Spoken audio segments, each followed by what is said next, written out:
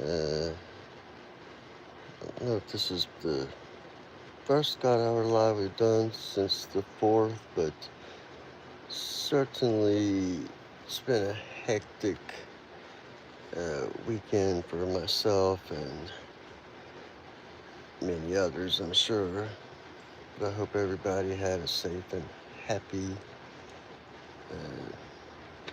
chance to spend time with family and whatnot.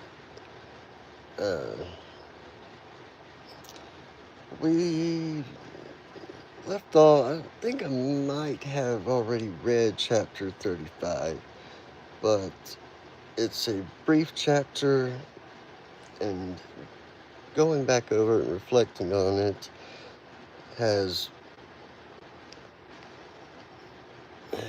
indicated to me that this is that point of the book where it shifts tone from that dark or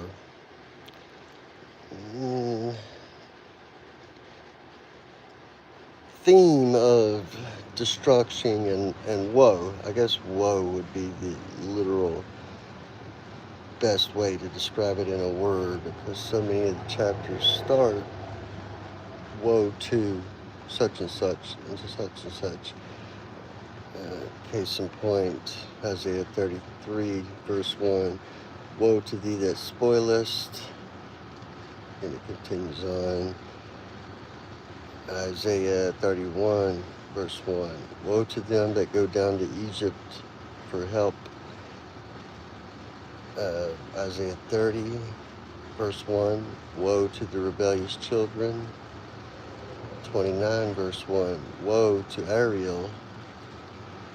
28, woe to the crown of pride.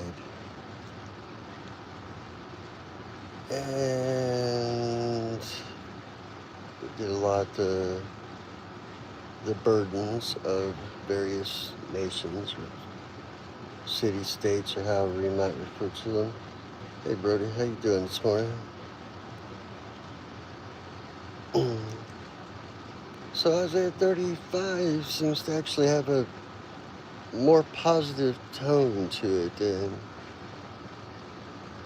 it is only 10 verses, so it's, hey Zayad and Eva, I am Christian, and I am from Alabama.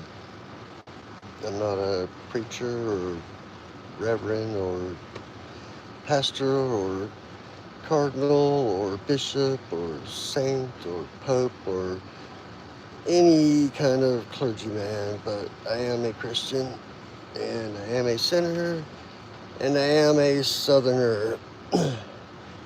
And generally speaking, when you're a Southerner, you're all of the above. It's just a little bit of slight humor. Hey, to the moon, good morning. From where I am, 9:21 a.m. Bear with me, if you will, as I read Isaiah 35, the whole chapter, but starting with verse 1. I find that's generally the best place to begin when you read a chapter, is at verse 1.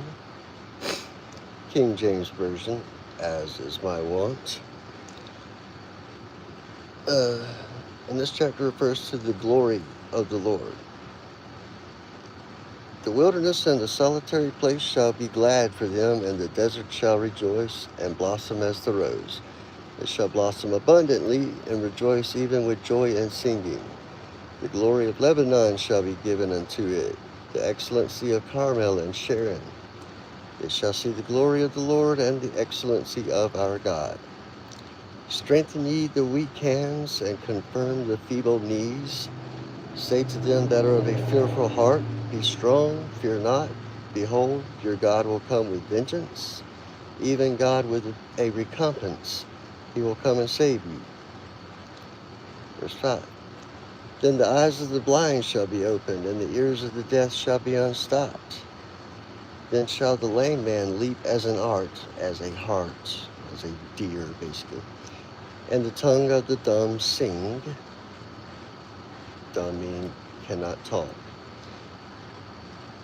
For in the wilderness shall waters break out and streams in the desert. Verse 7. And the parched ground shall become a pool, and the thirsty land springs of water. And the habitation of dragons, where each lay, shall be grass with reeds and rushes. And an highway shall be there, and a way, and it shall be called the way of holiness. The unclean shall not pass over it, but it shall be for those. The wayfaring men, though fools, shall not err therein. No lion shall be there, nor any ravenous beast shall go up thereon. It shall not be found there, but the redeemed shall walk there. And the ransomed of the Lord shall return and come to Zion with songs and everlasting joy upon their heads. They shall obtain joy and gladness, and sorrow and sighing shall flee away. This particular chapter is extremely more positive sounding than the previous 34. And from the third party stuff I've seen about the book of Isaiah, it talks about a debate whether it was written by two people, because it totally shifts tone about halfway through. Like, it could probably be broken into two books, honestly, Isaiah 1 and 2, but I didn't write the Bible, and I wasn't consulted by King James and Tyndale in 1611. And unfortunately, I don't speak Greek or any of the other languages. Well, this would have been Hebrew. But it is what it is. What's up, Brona? Anybody got a thought about this chapter? Me personally, the word dragon, I got a fascination with dragons. I can't help myself. And when I see, not for the first time, mythical creatures referenced in scripture, it makes me pause and think. Translations inevitably miss something when they're translated. And I've been actually trying to learn a little bit about ancient Hebrew. It'd be nice to actually learn it, become fluent in it, but I probably don't have time left in my life to do that. But be that as it may, I've come to understand that the language is a very layered language, very heavy on definition. Every word, as we understand them in English, has, let's say, layers of meaning. Things that you just can't translate into English. And that explains the dryness and the repetitive, often redundant language that the King James Version suffers from. I suppose that's a good enough word. Because, for a new person, new Christian, or curious Christian curious, or even agnostic, reading the King James Version it's boring. It sounds boring. It will put you to sleep hearing someone like myself reading it. But It's the closest English translation to the original text, which would be the Dead Sea Scrolls, among others, Paul's epistles, letters to various nations. Is a good word, I guess, but nations in those days were different than we perceive them today. The world was much smaller back then, as they say. In any case, ancient Hebrew being a cuneiform type language, which is basically just saying it's made of symbols rather than actual alphabet or English sentence structure where we have subject, verb, and then the predicates, and all of our little rules of grammar that seem to all have exceptions. And in ancient Hebrew, you might only have to write one symbol to say 3 or 4 words or ideas. Then when you translate it, each of those would have to be separately translated and explained, and it just doesn't lend itself well to translation. I mean, if you were to go, let's say, from Italian to Spanish, they are very similar languages, like all the Romance languages, I would assume. I'm not that well versed in Portuguese, but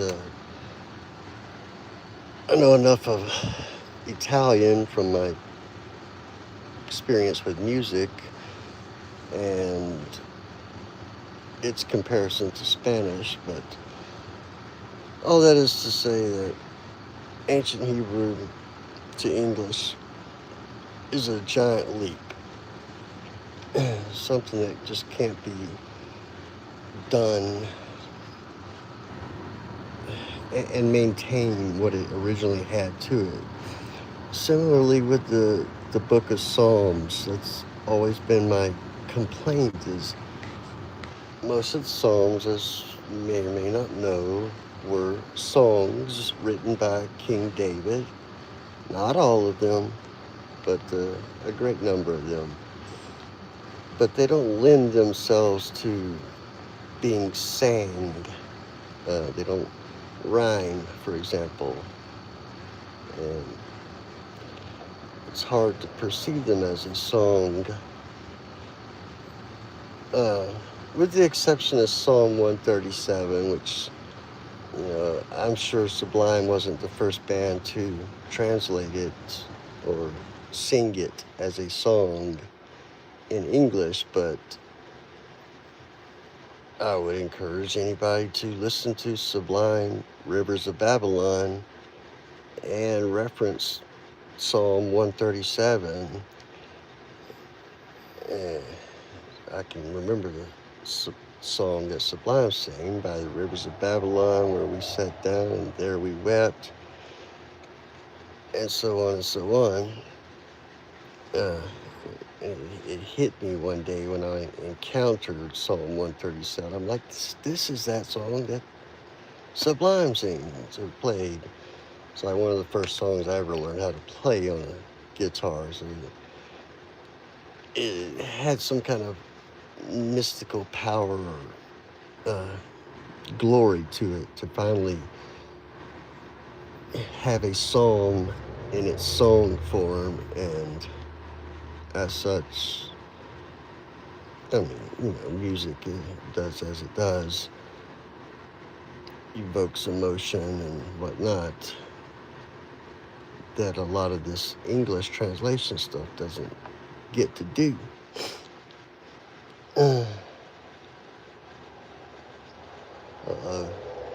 Somebody called me uncle. A lot of people call me uncle, actually, in real life. I broadcast as often as I can, and not really so much just to be broadcasting, but I find that talking some of this scripture out helps me understand it. And if it can help anybody else form an opinion or interpretation, I'd love to hear dissenting opinions. I'd love to hear agreement. But if it helps you, anybody, I'm very happy to think that it does. Uh, that being said, thank you. I appreciate being acknowledged. But Isaiah 36 is really the point of today's God Our Live. And this chapter refers to Isaiah and Hezekiah. Verse 1. Now it came to pass in the 14th year of King Hezekiah that Sennacherib, king of Assyria, came up against all the defenced cities of Judah and took them. Now, Judah, as opposed to Israel, is the majority of the tribes, that the Jewish tribes. I think it was 10 of the 12 tribes, whereas Israel was the house of Israel and Benjamin, if I recall correctly. And I may have it backwards. I'm certainly not, professionally trained Christian or whatever you want to call it. I'm just trying to figure things out as I go. And I've got pastors that I ask questions to, I very rarely get to attend church, and that's kind of the problem. Is I almost work every Sunday. But I digress. Hezekiah, in his 14th year of reign, took all the cities of Judah.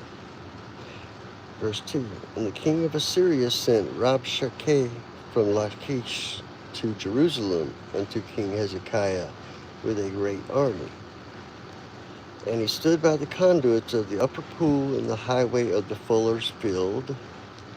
Then came forth unto him Eliakim, Hilkiah's son, which was over the house, and Shebna the scribe, and Joah, Asaph's son, the recorder. The recorder. That's a translation thing, I'm sure. But the one who records, the one who writes down things, the historian, the scribe. Well, we already had Shebna the scribe. So I guess scribes make copies, but recorders make the originals. Anyway, all that is just to say, in the 14th year, all of the houses of Judah, the cities that represented each of the houses of Judah, and I can't remember if that's the southern Jewish nations or the northern. My geography, I'm drawing a blank. I could Google it, I suppose, but I hate doing that. I hate using AI, period. So there's got to be a reason why for one thing, to simply say in one verse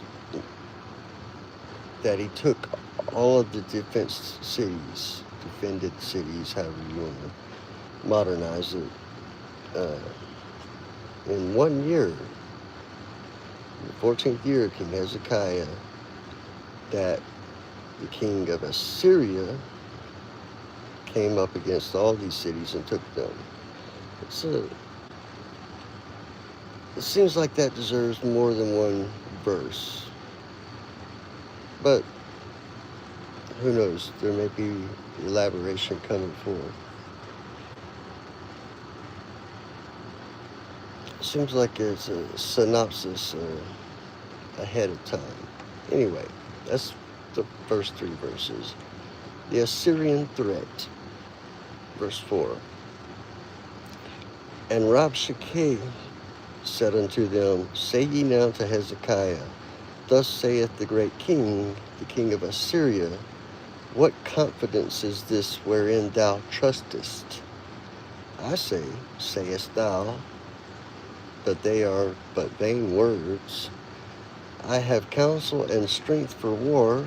Now on whom dost thou trust that thou rebellest against me?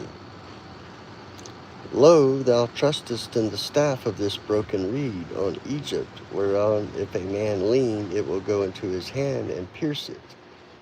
So is Pharaoh, king of Egypt, to all that trust in him.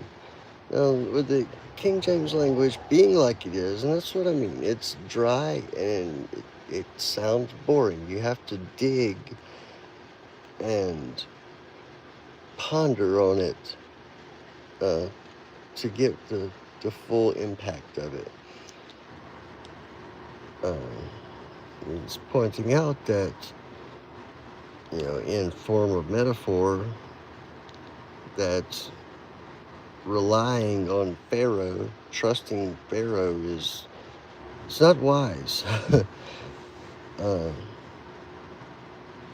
Verse 7, But if thou say to me, We trust in the Lord our God, is it not he whose high places and whose altars Hezekiah hath taken away, and said to Judah and to Jerusalem, Ye shall worship before this altar? It kind of makes a good point. If you're saying we trust in the Lord our God, yet they were just captured, you're just,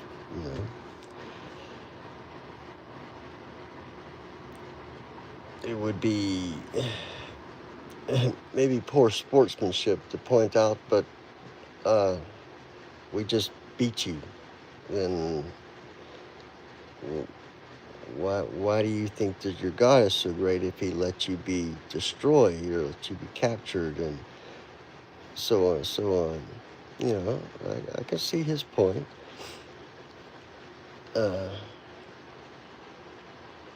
Verse 8, Now therefore give pledges, I pray thee, to my master, the king of Assyria, and I will give thee 2,000 horses, if thou be able on that part to set riders upon them. He's basically making a deal with them,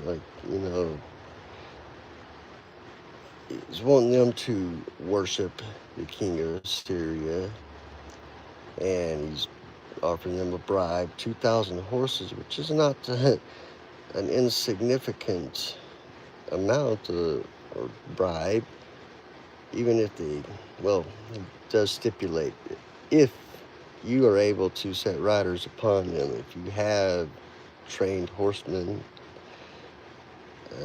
Otherwise, I'm assuming he wouldn't give them to them just to sell or butcher or do whatever else they might want to do with them. Verse 9, How then wilt thou turn away the face of one captain of the least of my master's servants, and put thy trust on Egypt for chariots and for horsemen? And am I now come up without the Lord against this land to destroy it? The Lord said unto me, Go up against this land and destroy it. Now, despite the points that he's making, that he's taken these cities, as we've talked about in the whole beginning of Isaiah, the previous 34 chapters, all of this was prophesied. Like Isaiah told them, this is going to happen. You're all going to be captured. You've forgotten God. You stopped leaning on God. You stopped trusting God. You at best give lip service to God. You might still go to church or meet together and talk about God, but you're not professed to fear God, but you're not really demonstrating it. You're just going through, as Jesus said later on, uh, vain repetitions in prayer, uh, telling your children to fear God, but not, they don't understand why, and that, and I've debated that point too. Um, if God is a loving God, and I love God and accept Him and acknowledge Him, then why should I have to fear Him? Um, but I think it's very much like the way one might fear his own father. He has the power to not only kick my ass if he needs to, but, had my father's dad, but take away things, ground me, and so on and so on. Ultimately, my fate is in my father's hands, for better or for worse. Same with my God. You know, I'm given free will, but if my will conflicts with the Lord's will is going to take precedence, of course. The Lord has power over life and death, and so on and so on. Verse 11. Then said Eliakim and Shebna and Joah unto Rabshakeh. I don't make the names up.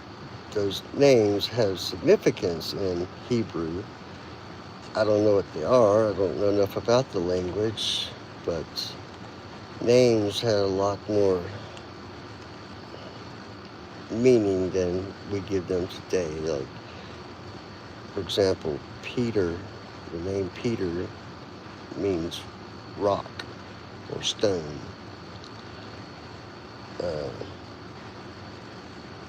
And plenty of other examples. And a lot of people know what their name means, but all that is to say, a name was not just simply a name, it was a title as well, a description of that person, which again goes into that ancient Hebrew way of putting many things into the neat little package of a single word. So the fact that somebody's named Rabshakeh would tell you a lot about that person and the people that named him. In any case, then said those people unto Rabshakeh, Speak, I pray thee, unto thy servants in the Syrian language, for we understand it. And speak not to us in the Jews' language, in the ears of the people that are on the wall. But Rabshakeh said, Hath my master sent me to thy master and to thee to speak these words? Hath he not sent me to the men that sit upon the wall, that they may eat their own dung and drink their own piss with you? Literally says piss. Interesting little point there. Then Rabshakeh stood and cried with a loud voice in the Jews' language, Hebrew, and said, Hear ye the words of the great king, the king of Assyria. Thus saith the king, Let not Hezekiah deceive you, for he shall not be able to deliver you. Neither let Hezekiah make you trust in the Lord, saying, The Lord will surely deliver us. This city shall not be delivered into the hand of the king of Assyria. I know it's that same dry problem. And by context here, we get that Hezekiah is the Jewish king. And this Rabshakeh is like an emissary for the king of Assyria.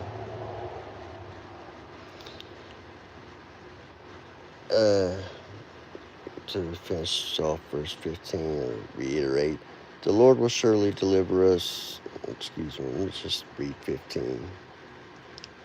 Neither let Hezekiah make you trust in the Lord, saying, the Lord will surely deliver us. This city shall not be delivered into the hand of the king of Assyria.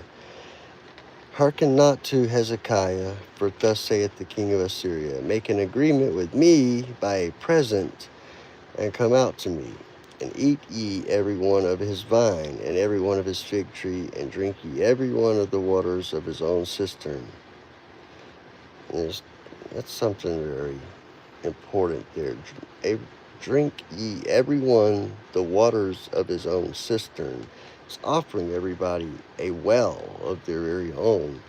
It's a very, very valuable thing to have in the desert, nonetheless. Verse 17. Until I come and take you away to a land like your own land, a land of corn and wine, a land of bread and vineyards. Beware lest Hezekiah persuade you, saying, the Lord will deliver us. Hath any of the gods of the nations delivered his land out of the hand of the king of Assyria? Where are the gods of Hamath and Arphad? Where are the gods of Sepharvaim? And have they delivered Samaria out of my hand? Who are they among all the gods of these lands that have delivered their land out of my hand? And I feel that the overuse of out of my hand is just a translation thing, but that lends itself to the dryness and boredness again. I hate to be critical of the Bible, but this wasn't the original text, and we're missing something from the English, something that English cannot offer us, I guess. On the other hand, we'll talk about that at another time, and have talked about it plenty of other times, about how supplementing the English translation with prayer and discernment and fellowship are ways to take what the text itself lacks and get the whole picture. In any case, verse 20, who are they among all the gods of these lands that have delivered their land out of my hand, that the Lord should deliver Jerusalem out of my hand? Verse 21, but they held their peace and answered him not a word, for the king's commandment was, saying, answer him not. Then came Eliakim, the son of Hilkiah, that was over the household, and Shebna the scribe, and Joah the son of Asaph, the recorder, to Hezekiah with their clothes rent, and told him the words of Rabshakeh. A bit of a cliffhanger there, concludes the chapter there.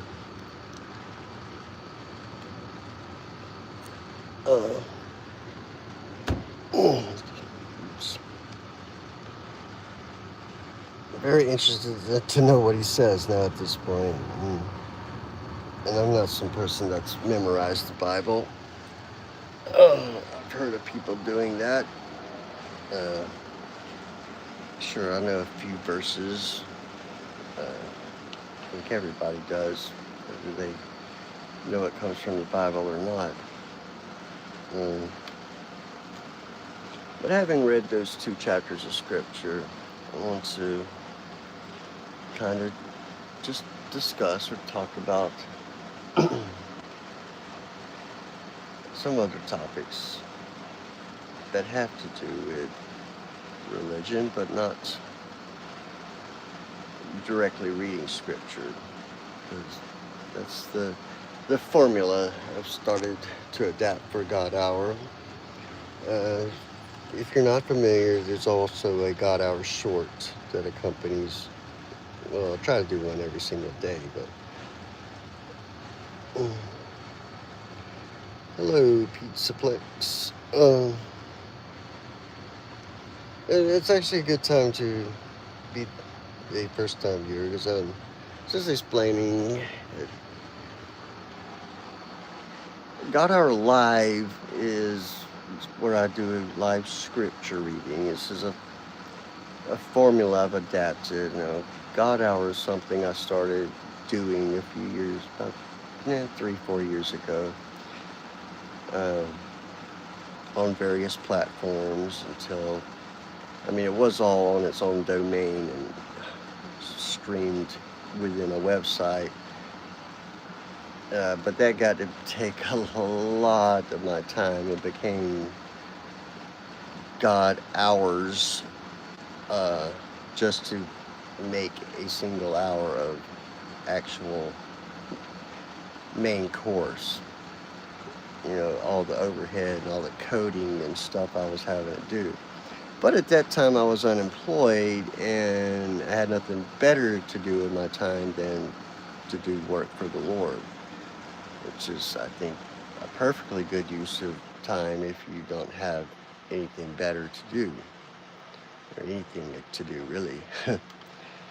uh, Other than filling out job applications. But now that I have a job, I've had to find a better way, more efficient use of my time. So ideally, I start the day with some scripture reading, sometimes on YouTube here, sometimes just to myself. But I at least do a verse of the day and a secular quote of the day, and try to bridge that spiritual and secular gap with whatever topic, whatever the verse of the day happens to be about. I try to find a quote to go with that. And today's verse of the day is Matthew 18:20. To paraphrase, wherever two are gathered, God is in their midst. And that's actually what I wanted to talk about after the scripture reading, because the scripture comes first. It is, giving God and the Word, for they're the same, as it says in Genesis. God is the Word, and the Word is God. But then we can break off into a little opinionated, editorial type stuff, if you will, like this here. Do you have to go to church to attend church? I guess in today's modern world, you certainly don't, because you have the internet and things like that. And you can live stream church on Sunday morning, or you can watch a recording of a sermon anytime you want to. But the concept of attending church it's more like a ritual for a lot of people that they're not doing. They think they are, and bless them for trying to do the right thing. But many churches that I've attended, it's been just kind of a meeting place to hang out with friends, which is a perfectly good place to do that, don't get me wrong, but there's also a lot of putting on airs and a sense of conformity and inability to be yourself at church, and that many churches that I've been to, I did not feel welcome at. The one nearest to me now, I went there one time, and I did not feel comfortable there. I felt like the rest of the people wanted me to leave, so I didn't come back. But I found another church, and I went to it, and I felt good. I felt accepted, despite my long hair and disheveled appearance, much worse than I am now. And I found good, helpful people, and I complained about the other church to the pastor, and he stopped me and he said, well, that church may not be right for you, but it may be a great church for those people that do attend it and are regulars there. And so don't be so quick to put down the church just because it didn't fit you. Yeah, well, okay. It's a good point. Um,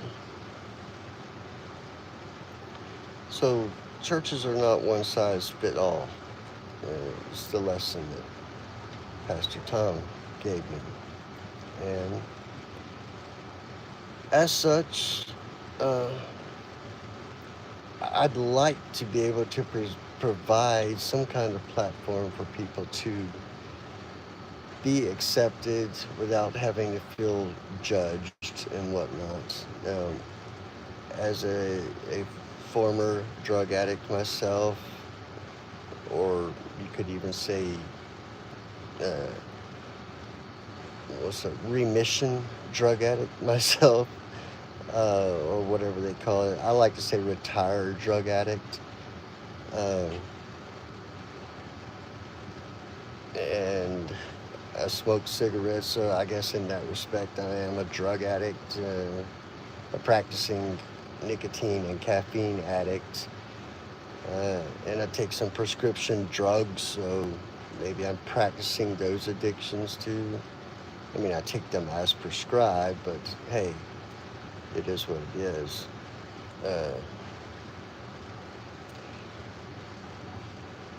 And one of the quotes, the one I didn't use, I think,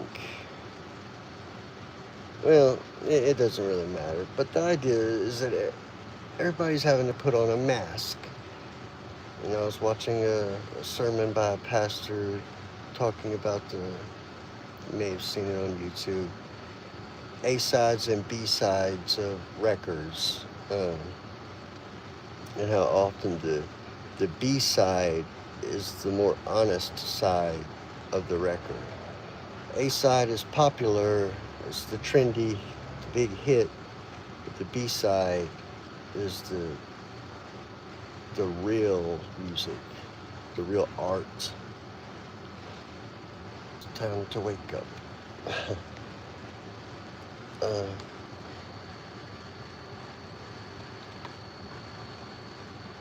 I'm reading what you said here. Pizza.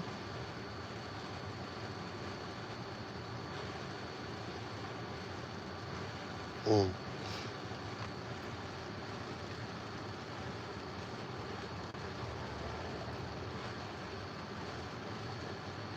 Yep, and it's absolutely, it is Christian based. The idea is to hopefully reach non-Christians, and let them know that they may or may not have the right or an accurate portrayal of Christianity just by what they've seen on TV.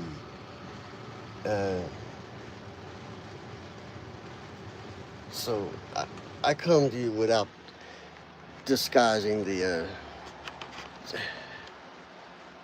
I mean, I guess I do in a way. I mean, I did put my teeth in and kind of straighten my hair, but it being the first thing I do in the morning is how I am. I'll hide my cigarette smoking and things like that. And I get a lot of flack for that, for smoking and talking about scripture at the same time, and even smoking while reading scripture. A lot of people say you can't do that if you're Christian. So I have to stop reading the scripture. I don't understand why I can't do both. I understand that nicotine is bad, smoking is bad. I'm not pleasing God by smoking. But at this point, if I'm not doing heroin, I think I'm doing very well for the day, which was my drug of choice.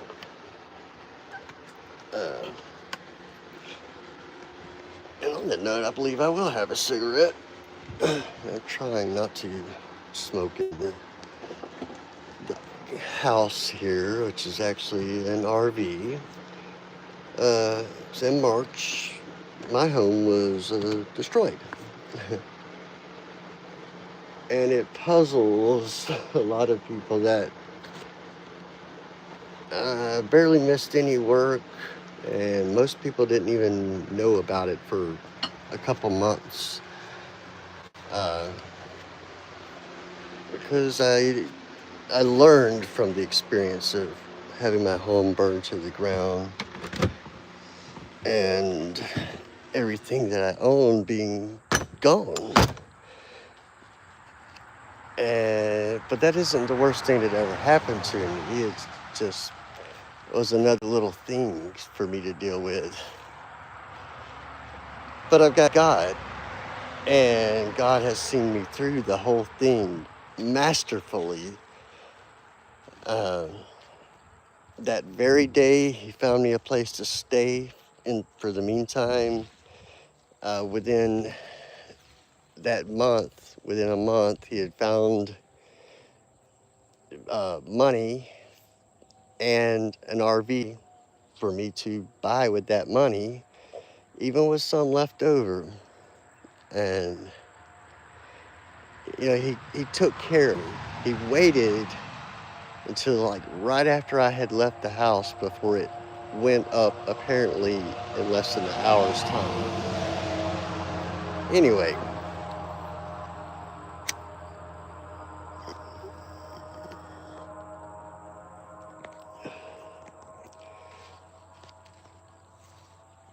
they're continuing to read your chats. Hey Ben, what's up, brother? Pizza, this is my brother. We're not by blood, but legally and spiritually my brother, Dan. Good to see you, brother. I'm getting ready for work here in a little bit.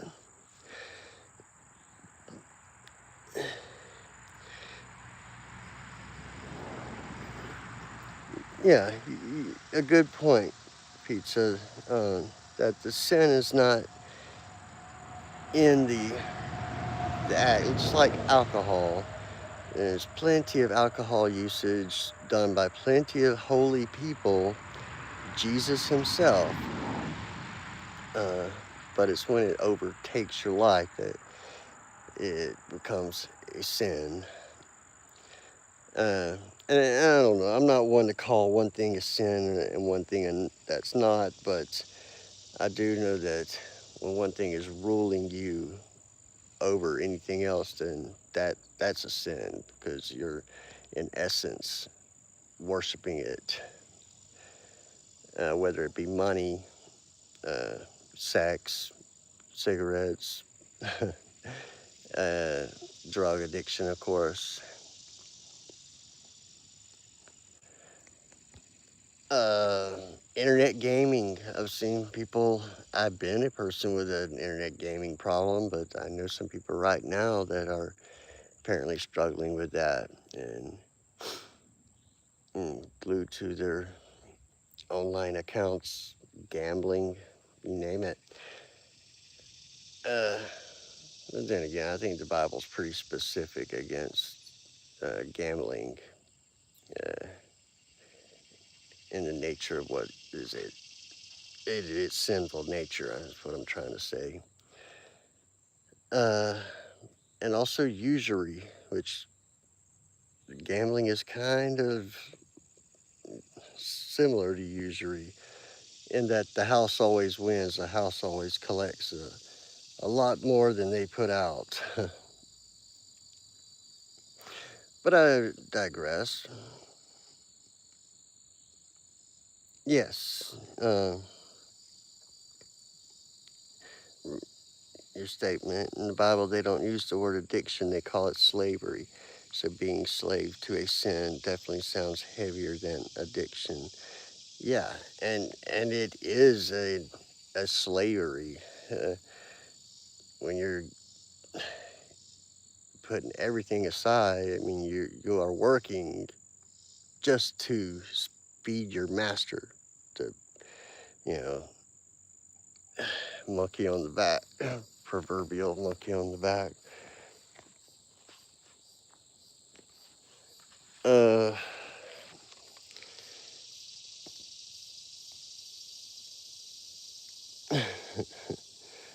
I'm reading through the chat.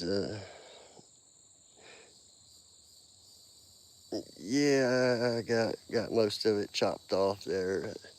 I got to look professional in my position at work. I've been very rewarded in my discipline uh, at work and such. And that's another thing that I used to lack. I did not have a very good work ethic, and something I've been trying to improve on.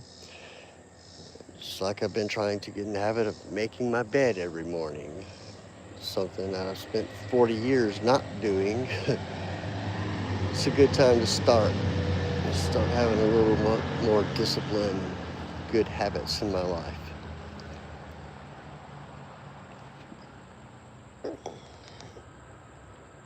Absolutely, that's uh, a great point.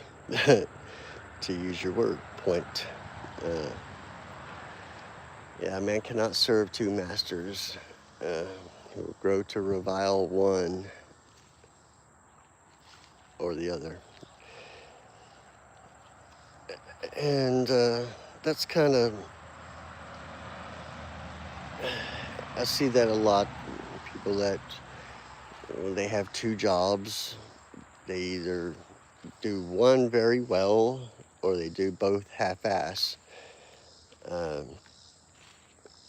and even if they do manage to do both reasonably okay, they they detract from their home life. They have to give so much of their life to their jobs that their family life suffers. And as a result, they often try to cope with that with alcohol and so on and so on. So thankfully, I only have one job. It's a very modest job, uh, but it keeps me involved with my community. And when I lost my home, that was exactly who was there to take care of me. I mean, through the Lord.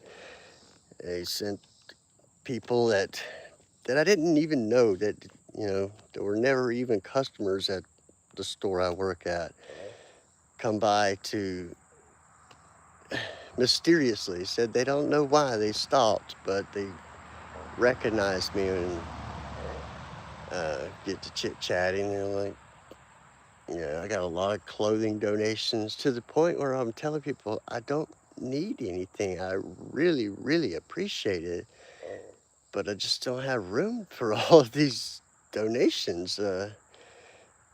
Jeans, comfortable shoes, that's all I really need that I don't have. But I mean, I have some of those things, obviously, but those are the things I go through constantly. I will always be needing blue jeans and comfortable shoes.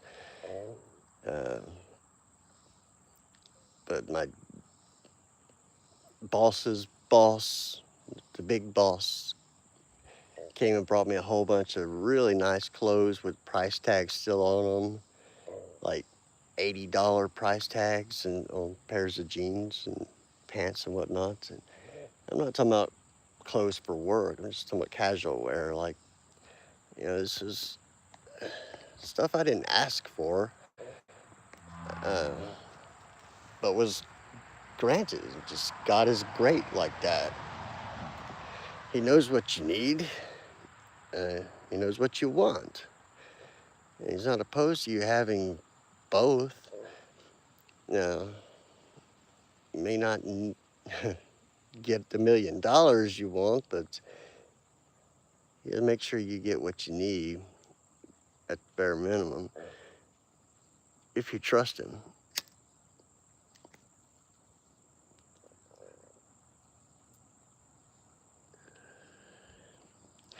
And I know it's hard to put unconditional trust in an entity like God, something you can't see and call on the phone and get, but those people that you can call on the phone, you can't trust them 100%.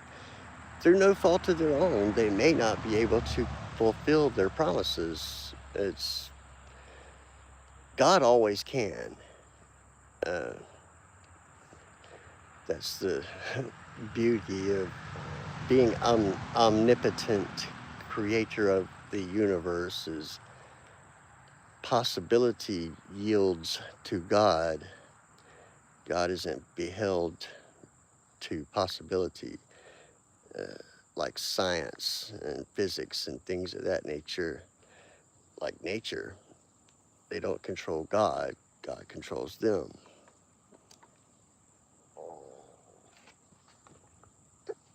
So that's kind of a brief summary of God Hour. Uh, and as I was saying about churches these days, don't I've learned not to be quick to judge a church just because I didn't like it. Uh, could be a perfectly good church for some people. And if you don't like the church that you go to, just go to a different one or worship God with your friends. No reason you can't have church at home or with your buddies or whenever and wherever you want to. Like when I lived in Florida, we used to have church at a guy's camper. We would meet, pastor included, and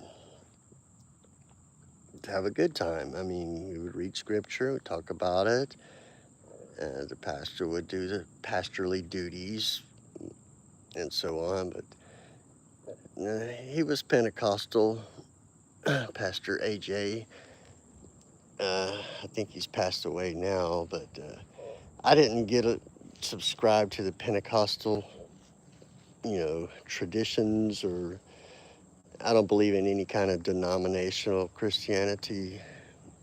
I don't claim to be of any denominational Christianity. I'd like to understand more about Ethiopian Christianity, which is something I've been researching, studying, and sadly, the only real tools I have to do that with are YouTube and Google. But it's a fascinating subject.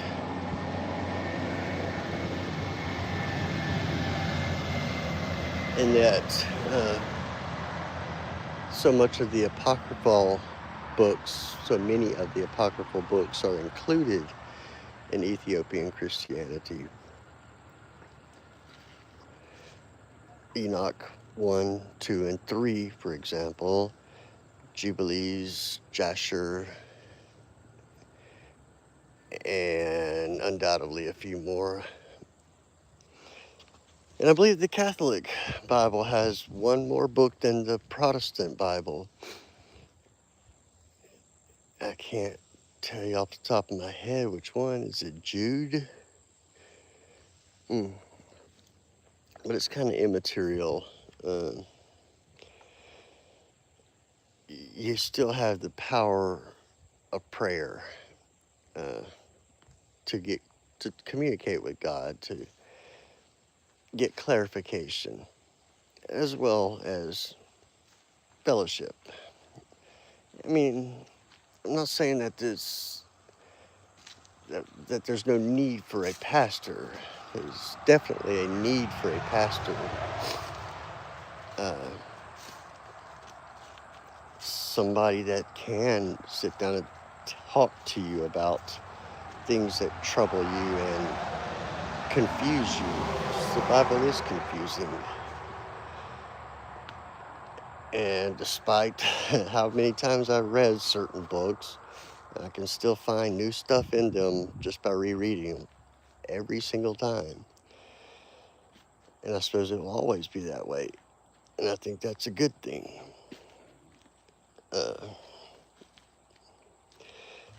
But I approached that the wrong way most of my life. I kind of thought the Bible was a novel. And God knows I've read a lot of novels in my life, but as well as a lot of textbooks and manuals and things like that. And you often hear the Bible referred to as a manual, a user's manual to life, or a map or guide to get to heaven. Hitchhiker's Guide to Heaven. Pardon the Douglas Adams reference. But it's so much more than that. And, it's not only a chronicle of history and creation and salvation and the future becoming the present. So I would say, like many people, that what all is going on right now with AI and stuff in Israel and Iran and so on is fulfillment of Scripture. Doesn't seem impossible by any means. Certainly fits the mold pretty well, or fits the language that John received, and to put it in English in 1611, what John saw whenever he was on the Isle of Patmos, the vision of Revelation, that is now the book of Revelation. They wouldn't have had words for things like digital currency and so on, nuclear weapons, cameras for that matter. Like when he talks about how the whole world will watch the two prophets be killed, that the whole world will see it. But you can do that right now. You can pull up right on YouTube a live stream of the Wailing Wall. So that would have been impossible at that time for the whole world to be able to see anything. But now it's minor. It's not anything to write home about. In any case,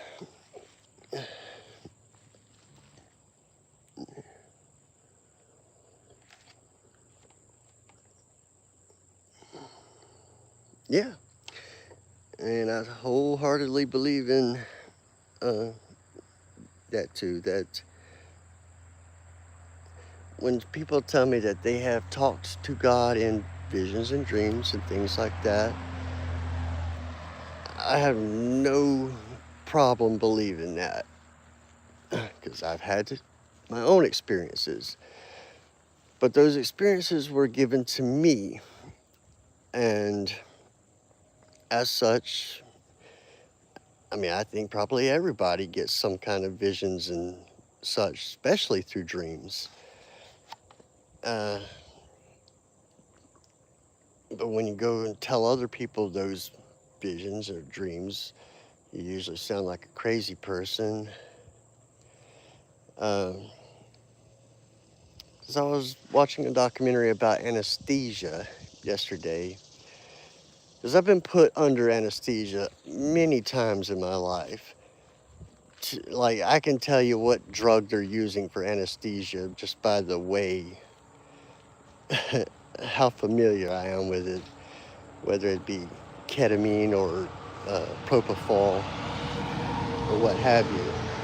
But I had one experience that was nothing like a ketamine trip, or a definitely not like propofol, which is like nothing. And propofol is gross. I hate it. it's dangerous. But I had a near-death experience, or what have you. I guess that's what you would call it. I believe it's more of a death experience, just not permanent death or whatever.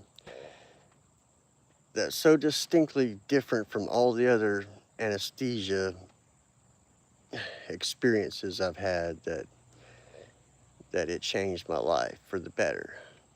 It wasn't scary. It wasn't like happy either, but it was pleasant. It was reassuring, but it wasn't going to another realm, like another into heaven. It was still on earth, but in a dimension on earth that was like when you're on ketamine, or when you're, that feeling of leaving your body and looking down on your body, dissociative state. That's not what I experienced. But at risk of sounding crazy, I wasn't like trapped in the operating room looking at my body. I was walking around a city, or walking isn't the right word, but maneuvering through a city I'd never been to. And it turned out to be Savannah, Georgia, which I got to prove to myself when I left the hospital. Like, I'd already been there, a very big sense of deja vu, or knowing what to expect. Very, very, very weird. But it was also very, for me, conclusive proof of a spiritual realm, of a dimension higher than the third. And to take the leap of faith from there was a lot easier from that point. Because I was raised Christian, I grew up in the church environment. Scripture is nothing new, but I always had that lingering, what they call Pascal's wager. Like, I believed in it because the benefits of believing outweighed the benefits of not believing, which is not the right way to go about it, but there's a sense of, I got nothing to lose.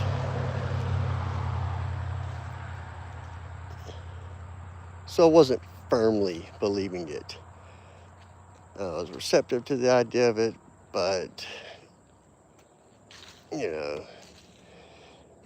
I like to tell people, I know God is real because my grandmother told me, and she would have never lied to me. And it's kind of a joke, but it's also not, because that's how my grandmother was. Like, she is a very, well, I didn't get to know her very long, but she was a great woman. But on top of that, I got my own conclusive proof, which is a blessing. I mean, I don't believe in signs and portents, and it's very vain, I think, to ask for a sign. But you will be given signs if you look for them. If you're open to accepting that this may be your sign, this may be what you asked for. How many times have we dismissed something because science said it couldn't be, or what have you? Well, we are at 69 minutes.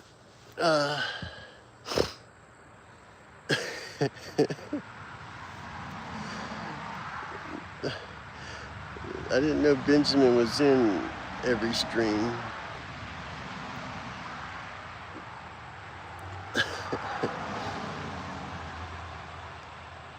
Yes, pizza. Propofol is usually used. Now, propofol, as I understand it, they don't like to use it for extremely long procedures. Outpatient procedures, sure, works great, I guess. On the other hand, I went in for an outpatient procedure right before COVID started. My mother was still alive at the time, and I was expecting to be gone for about an hour. That's what I told her. I said, I gotta go for an hour, recovery and all, so I should be back, within 4 hours or so.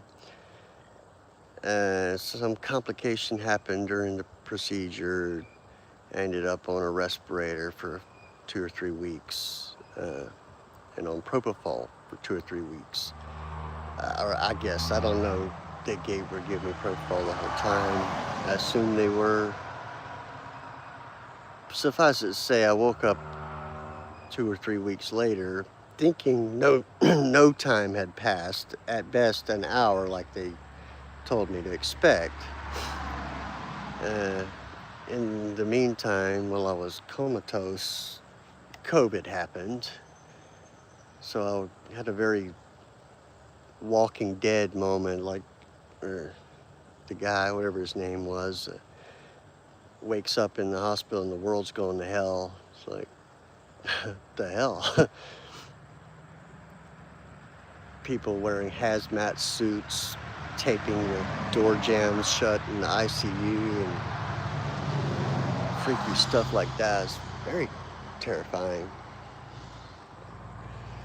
Not to mention my terminally ill mother. I had no idea if she was still alive. It was a very inconvenient time.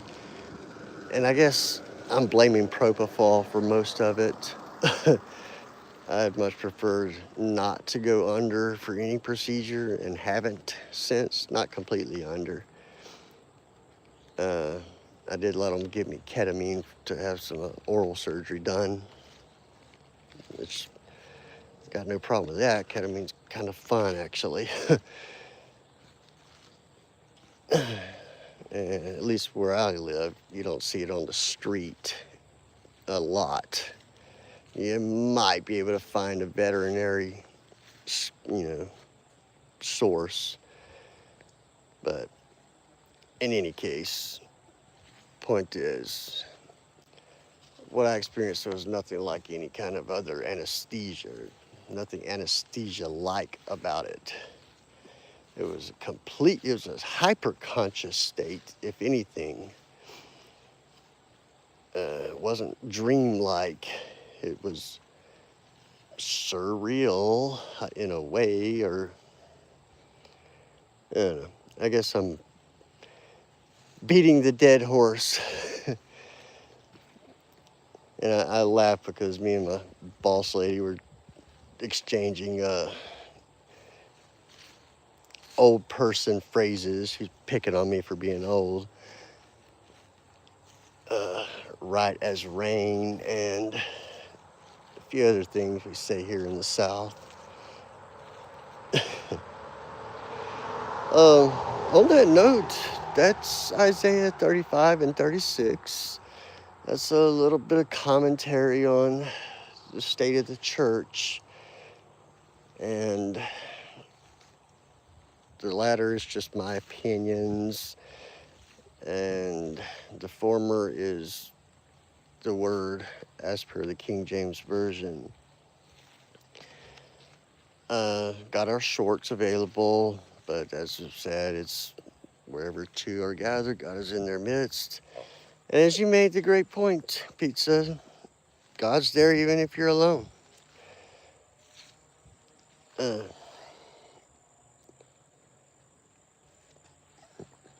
So you're never really alone. Ooh, and that can also, while on that subject, I also see that as kind of like the Big Brother thing, which is taken from the book 1984.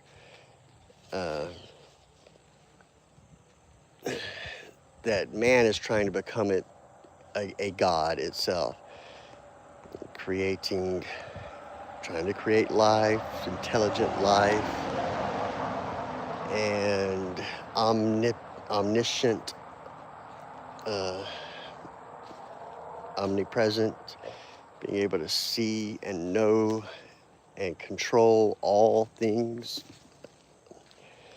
That's aspiring to be God, and I don't care for it. We've lost our humility as a species, or as a society, a global society, if you will. And it's just gross. And once you start worshiping yourself, you've, by definition, put a God before the God.